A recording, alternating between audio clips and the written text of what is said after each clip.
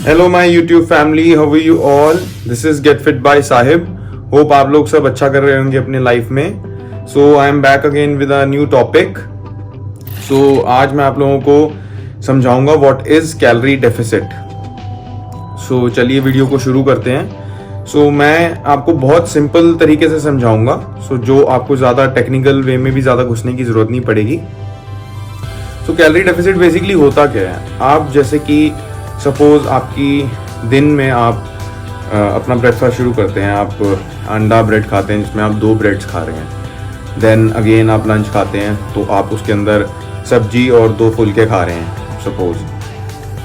And then again आपकी evening मील में आप चाय एंड बिस्किट ले रहे हैं। देन अगेन आप अपने रात में डिनर में चिकन एंड 2 या 3 फुलके खा रहे हैं, रोटी खा रहे हैं।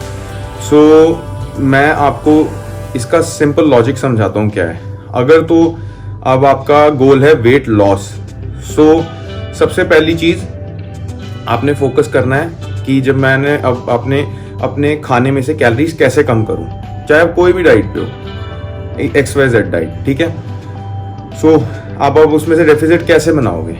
सपोज जैसे आप सुबह अंडा ब्रेड खा रहे थे, जैसे आप सुबह 2 ब्रेड्स खा रहे थे, सो आप उसमें से डेफिसिट कैसे बनाओगे? आप आधी ब्रेड खाओगे 2 के बजाय, मतलब आई मीन टू से लाइक जैसे आप 2 खा रहे हो तो आप 1.5 खाओगे, 1.5 और 1, ऐसे डेफिसिट बनाओगे। अब आप लंच में जैसे 2 चपातीस खा रहे थे, आप कोशिश करोगे कि मैं 1.5 खाऊं और मैं सैलेड और सब्जी पे ज़्यादा फोकस करूं। सेम एज जब आप शाम को अपने रूटीन में आते हो, जहाँ आप मिल्क टी ले रहे थे, वहाँ अब आप अपने मिल्क को, जहाँ आपका मिल्क टी के अंदर मे बी 50% या 80% था, अब आप उस मिल्क को 20% पे ले आओगे और 80% वाटर। और जो आप बिस्किट्स खा रहे थे, मे बी आपको 2 या 3 बिस्किट्स खाने की आदत है, सो आप उन बिस्किट्स को बेसिकली कम कर दोगे, जो कि 1.5 या 2 खाओगे अगर आप 3 खा रहे थे। So this is just an example.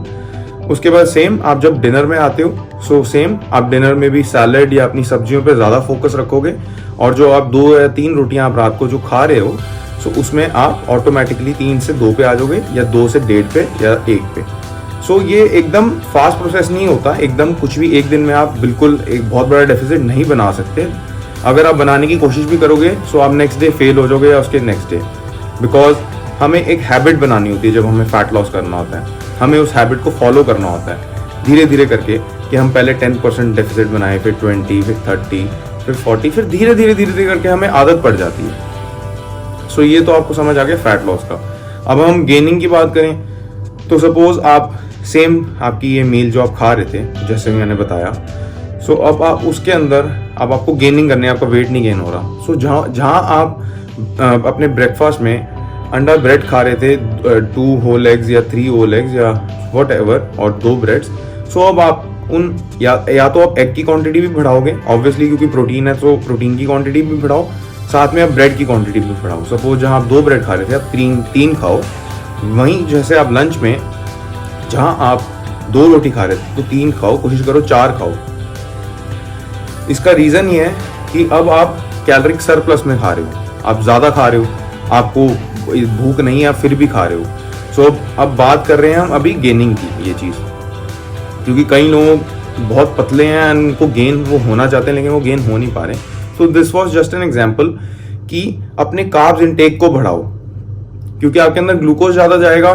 So glucose वो बर्न होने के बजाय कहीं ना कहीं वो फैट में स्टोर होगा, सो कहीं ना कहीं आपका वेट गेन होना शुरू हो जाएगा, कि आपके पास नेक्स्ट डे के लिए और एक्स्ट्रा एनर्जी बचा करेगी, कि आप एटलीस्ट उस जो एक्स्ट्रा ग्लूकोज है वो आपकी बॉडी ने सेव करा हुआ है। So getting my point.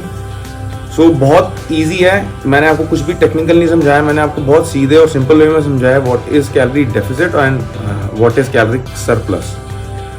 So hope आप लोगों को कुछ नया सीखने को मिला। Thank you so much for watching my video guys. Please subscribe to my channel and press the bell icon. Thank you so much.